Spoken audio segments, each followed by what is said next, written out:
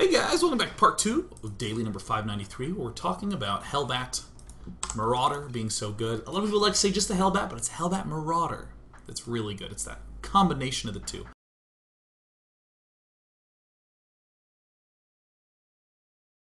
I hope to God we're still there. I closed the game and it fell apart. Whatever. Alright, cool. We have this thing up. Now, before we go into, let me just note this thing that happened with D Apollo. I was showing people in the break. We were doing the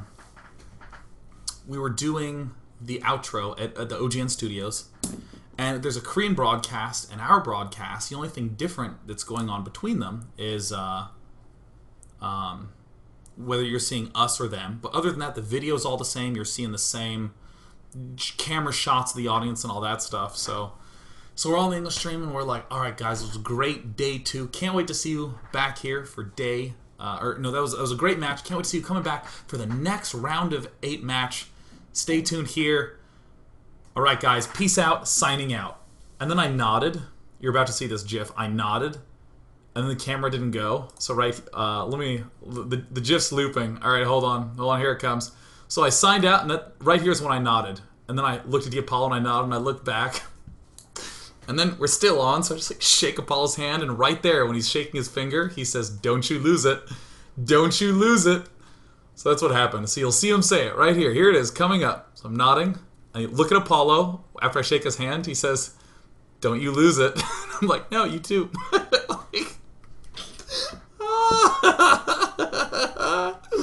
Oh, that was such a good one. Oh, all right. Woo! Okay, so we were talking about the Hellbat. The Hellbat's pretty good. We're going to see in this game, we're going to see yet another utilization of this Hellbat style. From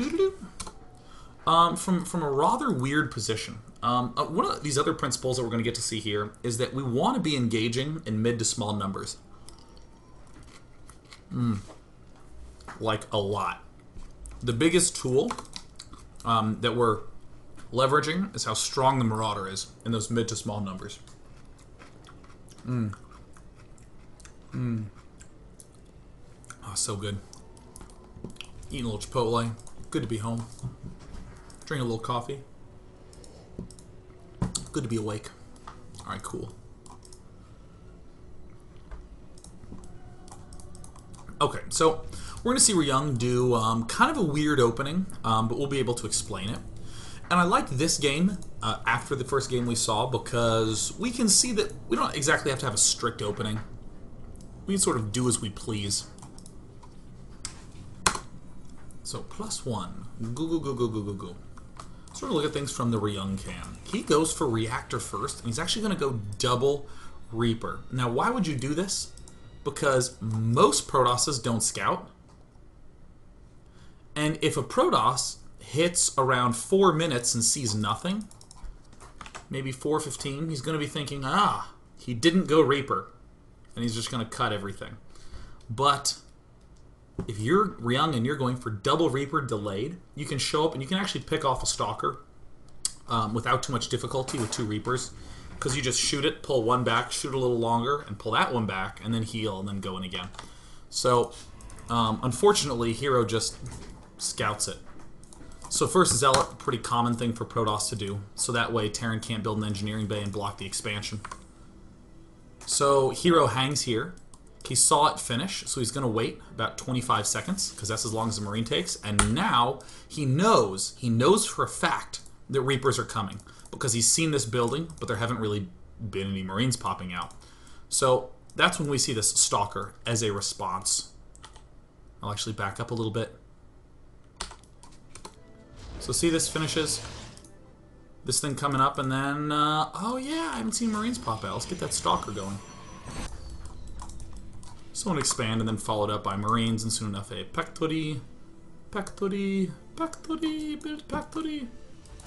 So yeah, a little unfortunate from Ryung that he's going to run into the whole slew of things.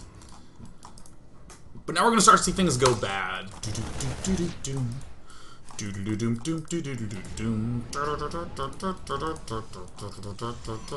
Okay, cool. So, a Stargate coming up. Here's some of this rapid tech switching that people will do. They'll go Stargate to do some harassment with oracles, and then they're going to go Robo to get some Colossus up. And that is where we have a window to begin pressuring, to begin forcing him to make more gateway units. Where we are oh so strong. So we see Ryung kind of doing something a little similar, but it goes badly. Remember how good that attack was in the first game? Well, it's going equally badly here. Everything gets shut on down, but that's good. We force him to make some stalkers. Oh, wonderful. Uh-oh. Our Protoss player's getting a little cheeky. He's trying to get some forges up. Alright, cool. Did he get the mothership out of there?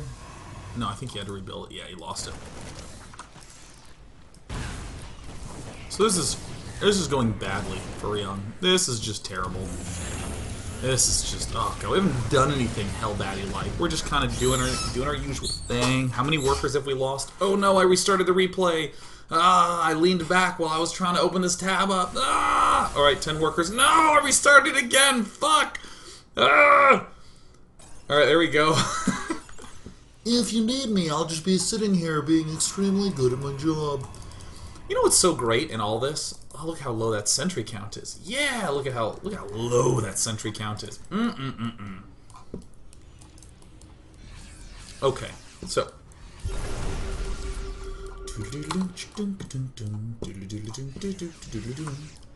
see, now look at this. Look at this coming up. Now, I suppose I should emphasize this a little bit more strongly than I have. Sure, we're good against these low-level gateway units, like just zealots and stalkers primarily. But when I say let's force him to build gateway units, you're going to see that because he's going observer and charge and plus 2/2 upgrades and a Templar archives and more Templar, the gateway units he's going to build will almost always be zealots. There's a nice spot on that hallucinated dude. So as we can see, adding on the 2 more barracks, everything looks as it should, except as we're going to be getting that armory, we're going to throw down that wonderful, wonderful, wonderful reactor for the hellbats. Okay, so let's look at something cool that's going to be happening here. Our Protoss player is getting ready to do a move out. Has some zealots here, photon cannon. Nice. We are thrilled if our opponent does this sort of thing. Absolutely thrilled. We see all this stuff getting into a good position.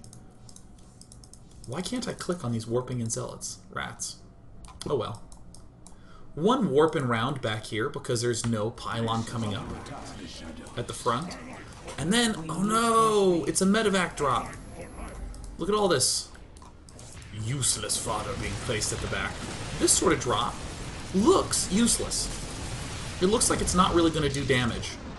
But we're just making sure that we can land it. Picking off some units. Look at that. Not just gateway units being made. Oh, wow. And Templar. Oh, thank goodness. That's going to hurt us a lot right now. It's going to be damn good later. We have ourselves a super strong defense here, so, you know, obviously it doesn't get through, but Ryung does get a nice pick off on a forge, you know. That's just generally good. Alright, so there it is. Reactor going down right around the time we're moving this out. And also to correspond to when we are getting our, what's this called? Our armory up! Yeah! So these drops, by and large, I don't like in this matchup. I think they're weak. I think that they cause more problems than they solve. Except in this style, it's great because we can surprise him with one of these attacks. And most Protosses will think, oh, stupid Terran, I can just warp in to answer that. Look at how good this is. Look at how many more he has created. And of course, we're making hellbats behind everything. Critical emphasis on the as another nice tool. Great, we've forced all these zealots to be produced, so let's go ahead and get the armor upgrade. So his hellbats take really little damage from those zealots. 2/2 upgrades are pretty typical as well. Ghost Academy coming up because we pretty simply identified Templar. With all this swapping around and switching every which way among all these kinds of techs, very low count up in the sentry camp. The big things, though, that we will see very clearly, that we'll be worrying about throughout these games, will be the sentries. These dudes will not be much of a threat, even though they're doing a ton of damage right here. In the grand scheme of things, they won't really be too threatening. So right now, Ryung is not in the greatest of positions. Also notice the distinct lack of any Vikings. This is normally devastating if a whole bunch of Colossus show up out of the blue. But we're so Marauder heavy, being able to make so many at a time, and our Hellbats soak up so much damage, it's not actually all that bad. Now, I want you to watch how this small army will take this down. Archons are one of the best units against this composition. And just with a couple of force fields, the Immortals doing some nice target firing, picking off these Marauders. It starts to look a little bit like, ugh, for Ryung. He doesn't win that battle quite as badly. But Ryung's going to continue to be crazy, stupid, aggressive. Oh yeah, even makes another huge blunder here, just letting those just get like eaten alive. But these battles are going to start going really, really great. This is just a showing you why it works sort of moment. All these things that Ryung were doing, forcing all those extra units. Look at how well this went for Ryung. And oh no, you're building more Zealots and Stalkers. I mean, Hero's getting the real bad end of the stick in these engagements. One Viking that gets picked off, still winning these battles, and slowly chipping our way forward. Dude, I'm telling you, medevacs are way better against Colossus when it's in these small numbers. I mean, don't be a dunce if you have like 10 medevacs and be like, time for medevacs 11 and 12. But yeah, I like this game quite a lot. Storm goes down, useless in these size armies. Really easy to roll past.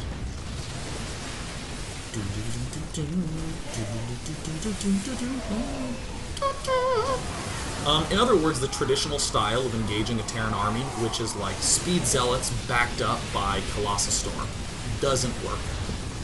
It just doesn't. And Ryung just tramples his way forward after that series of engagements. However,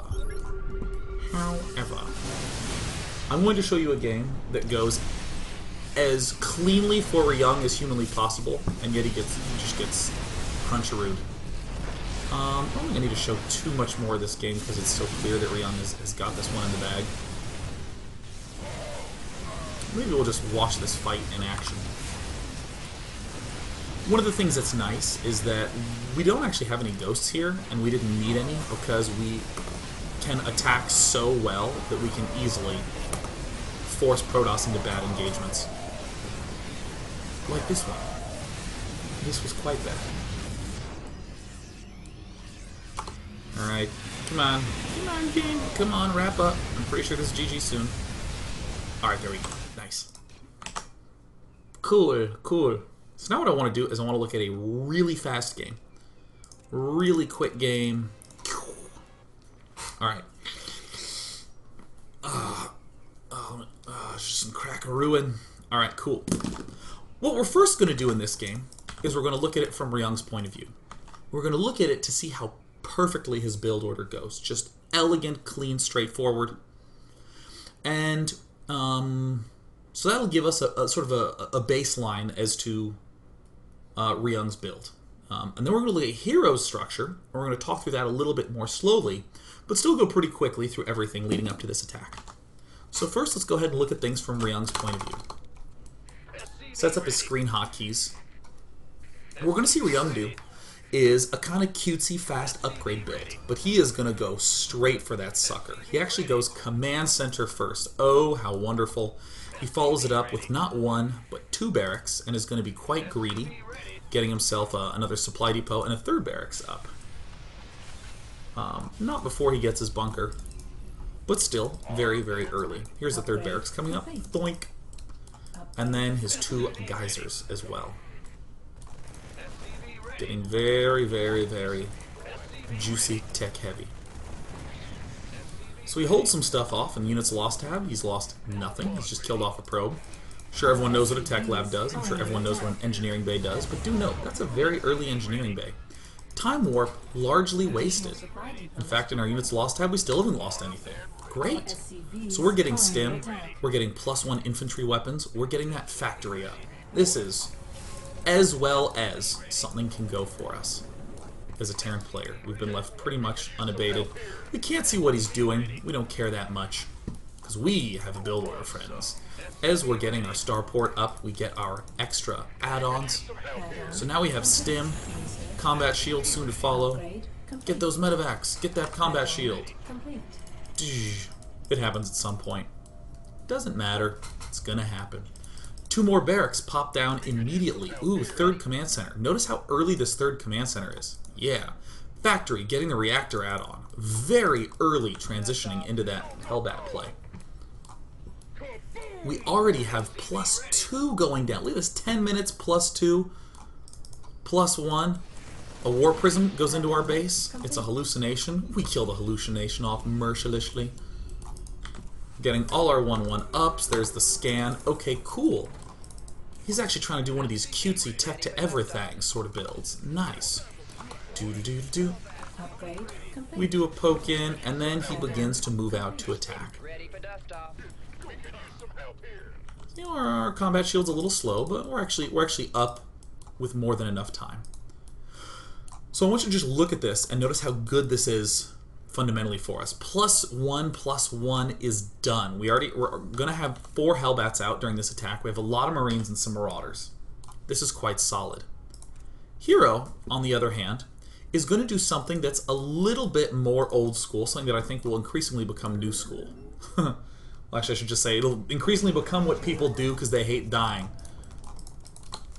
So I think a lot of people are used to this natural stalker that comes up, this robo that goes down. Things come up and go down, it doesn't matter what word you use. But many people are saying, damn, those medevacs are so good nowadays. But boy, I really need to get that blink up. Forge coming down. Not a lot of craziness on the gas front. Not going for double forge at 7 and robo, which a lot of people are doing nowadays. I'd also like to note that armor sucks against hellbats. Attack is much better of an upgrade.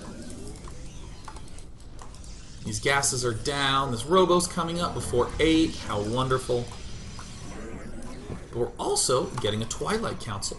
Again, this would generally make you guilty of that switching too muchiness. But Stalkers are quite good against this composition, provided that you actually have enough sentries. Range coming up. Colossus going down. If you switch too quickly away from Colossus tech, that's another big issue. Marauder Hellbat struggles quite a bit against a lot of well-protected Colossi. And then we see these 3 gateways coming down as well, helping to bolster. +1 coming up. This is actually what Squirtle used against MVP to go to 7 games in the GSL, doing this kind of structure, favoring a little bit more of Immortals in there. Immortals would be one of the ideal units against this composition. But the Blink coming up very quickly to deal with drops. So let's watch Hero's nice little push. It's not an all-in. Hero can actually just expand right now, and I think he does. It's just a very nice push timing. Come on. Whatever. He expands at some point. Doesn't matter exactly when. But here comes this army. It does have 2 sentries. Not a lot else. Ryung is in kind of a bind. But we're going to see the micro. It's the micro in these battles that are the biggest thing. This is normally where Hellbat and Marine Marauder crush. We've overrun the bunker. We have a big surround. Watch the Zealot count go to 0 very quickly. A lot of people were going, oh me, oh my. Ryung wins now. Here's the key moment. Ryung pulls back. Whew, thank goodness. What a relief. And as badly as that seemed to go for Hero, here's the moment where I think it's very easy to spam Stalkers. Very, very easy to spam Stalkers here because, hell, we went Blink, and also look at our money distribution. However, just literally a couple sentries is all it takes. And a couple of very careful positionings, landing it along these ramps. Force fields kind of acting as a replacement, or the time warp kind of acting as a replacement force field. And suddenly we're seeing that most of these units aren't even getting the chance to engage. The fact that Hellbats are such short range, but are so expensive. And by the way, I'm calling the Hellbat an expensive unit because they take 30 seconds to build. They take the same amount of time to build as a Marauder, but you can build 2 of them at a time out of this. So they burn up cash very quickly, and they're going to be almost useless. So suddenly Hero turned this army that is traditionally very, very crushing of this force into the exact opposite. Look at that. I mean, it's not